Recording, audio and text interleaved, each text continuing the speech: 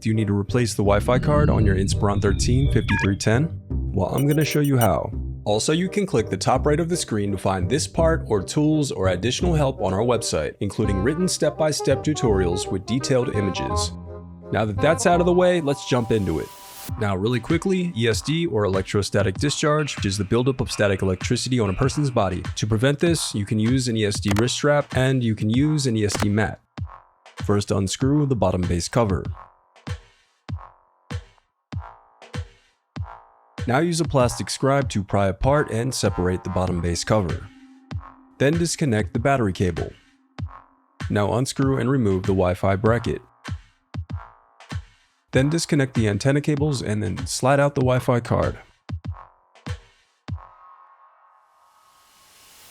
The reassembly of your laptop is as simple as following your steps in reverse.